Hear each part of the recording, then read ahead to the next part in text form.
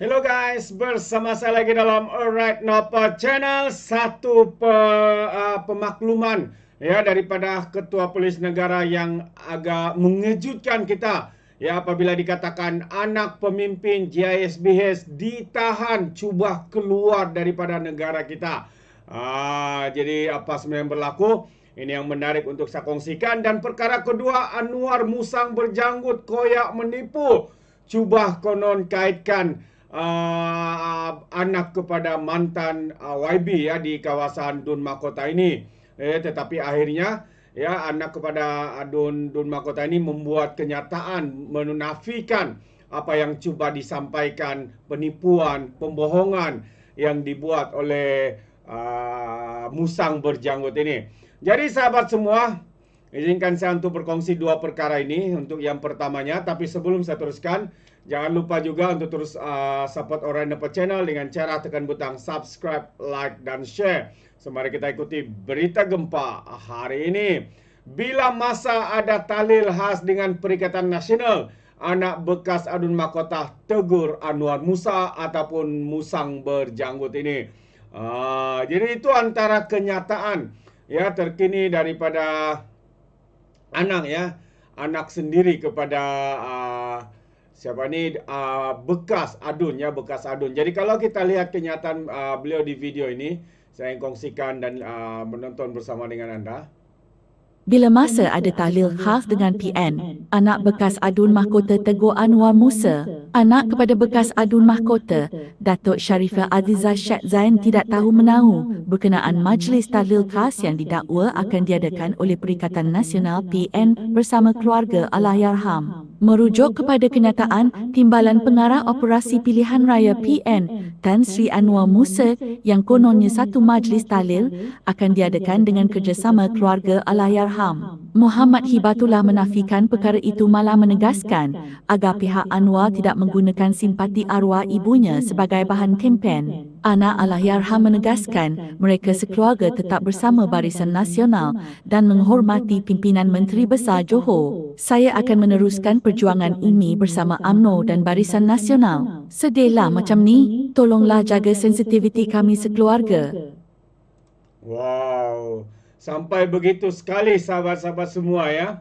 Anwar Musa ini memainkan sentimen kononnya keluarga kepada bekas Adun ini.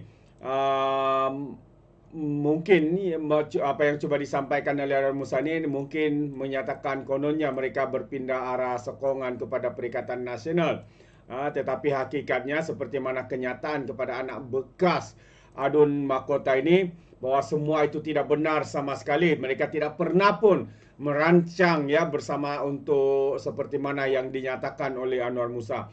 Adakah Anwar Musa ini begitu terdesak sekali sahabat semua ya apabila beliau mengalami kekalahan yang teruk di Dun Negeri baru-baru ini, sehingga membuat satu persepsi, satu penipuan, satu pembohongan ya, sehingga anak kepada mantan Adun ini katanya memberi amaran juga, jangan gunakan keluarga mereka, kaitkan mereka dengan politik Perikatan Nasional, karena mereka katanya masih setia bersama dengan perjuangan UMNO Barisan Nasional.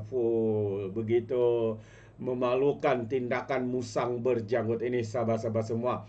Alright, untuk perkara kedua yang saya ingin kongsikan ya, berkaitan dengan anak pemimpin JSBH antara 5 ditahan di Bukit Kayu Hitam. Mereka ini ditahan ketika cuba keluar dari negara kita melalui sempadan Thailand, Malaysia, sahabat-sahabat semua. Jadi mari kita lihat kenyataan media ini. Anak pemimpin JSBH merupakan antara 5 orang yang telah ditahan dalam Ops Global di sempadan negara Bukit Kayu Hitam, Kedah. Menurut Ketua Polis Negara, Tan Sri Razaruddin Hussain berkata, unit risikan sempadan zon utara berjaya mengesan 2 kenderaan mempunyai lambang JSBH di lokasi terbabit kira-kira jam 6 petang semalam.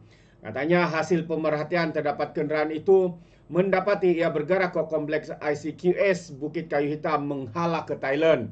Jadi tindakan pemeriksaan dibuat dengan bantuan Jabatan Siasatan Jenayah Kedah dan berjaya menahan kenderaan itu serta 5 lelaki.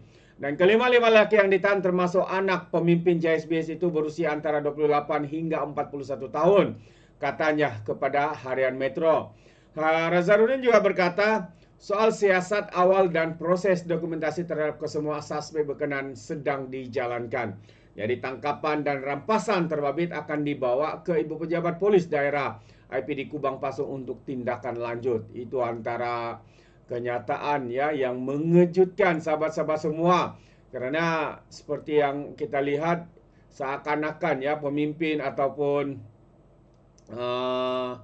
siapa ini anak ya kepada pemimpin JRS ini cuba ya seakan-akan cuba untuk melarikan diri. Adakah benar? Ya mungkin itu yang sedang dilakukan, tetapi berjaya dipatahkan ya oleh pihak berkuasa, sahabat-sahabat semua. Jadi tahniah ya kita ucapkan ya kepada polis ya di Raja Malaysia yang begitu pantas ya bertindak untuk mengesan ataupun menghidu perlakuan ini. Itu dia. Dan sebelum saya akhiri sahabat semua, satu juga yang menarik ya, saya rasa ini perkara penting untuk kita ketahui ya, apabila SPRM ya membuat kenyataan terkini mengatakan sindiket counter setting SPRM jumpa hampir 800,000 di bilik tidur pegawai immigration grade rendah. Wow, ini kalilah. Jadi seorang pegawai immigration yang didakwa bersekongkol dalam sindiket membawa masuk warga asing melalui counter setting didakwa memiliki sejumlah wang tunai sebanyak RM800,000 yang disembunyikan di dalam bilik tidur. Menerusi pendedahan dibuat Ketua Pesuruhjaya Suruhanjaya Pencegahan Rasuah Malaysia, Tan Sri Azam Baki, pihaknya menemui sejumlah RM518,250 dalam bagasi di bilik tidur pegawai di Ibu Wanita Immigration Grade KP22 di kediamannya di Pahang. SPRM turut menemui wang tunai sebanyak RM248,443 yang disimpan di bawah katil bilik utama pegawai immigration lelaki grade KP19 di rumahnya di Melaka. Dan SPRM juga telah menyita wang tunai RM41,000 dan RM696 ya menerusi operasi tersebut, katanya menerusi sidang akwat di Ibu Pejabat SPRM hari ini. Sindiket counter setting menyaksikan lebih banyak pegawai penguatkuasa yang menerima rasuah membawa masuk warga asing ke negara ini. Jadi kira-kira 60 individu termasuk 50 pegawai agensi penguatkuasaan telah ditahan Suruhanjaya berkenaan. Modus operandi yang dilakukan sindiket ini adalah dengan mempromosikan pakej untuk masuk ke Malaysia menerusi platform media sosial khususnya Facebook dan Telegram. Jadi difahamkan terdapat ejen yang akan menghubungi pegawai immigration terbabit menerusi aplikasi WhatsApp bagi mendapatkan tarikh sesuai bagi membolehkan kumpulan warga asing itu datang ke Malaysia sebagai pelancong. Dan pegawai-pegawai itu akan diberi rasuah antara 200 hingga 2,500 untuk setiap warga asing yang masuk ke negara ini. Mereka juga mempunyai kod nama berdasarkan kewarganegaraan warga asing dibawa masuk. Azam Baki berkata lagi, warga Bangladesh kod namanya schoolboy dengan rasuah sebanyak 2,500. Bagi warga Myanmar adalah junta 1,500, Pakistan atau kapet 1,300, India kicap roti canai 800, Cina limau ya 350, Vietnam lychee 35 dan Indonesia salak RM300. Wow. Jadi ini antara satu lagi kejayaan pihak SPRM ya untuk menumpaskan sindiket counter setting ini sehingga hampir RM1 juta sahabat-sahabat semua. Sebenarnya mungkin perkara ini sudah lama berlaku, tapi tahniah kita ucapkan kerana akhirnya berjaya dihidu, berjaya dipatahkan, berjaya didedahkan ya perbuatan-perbuatan yang tidak bertanggungjawab ini. Jadi apa pandangan anda sahabat semua? Ada dua perkara tadi. Isu pertama, bagaimana musang berjanggut Anwar Musa koyak menipu mengaitkan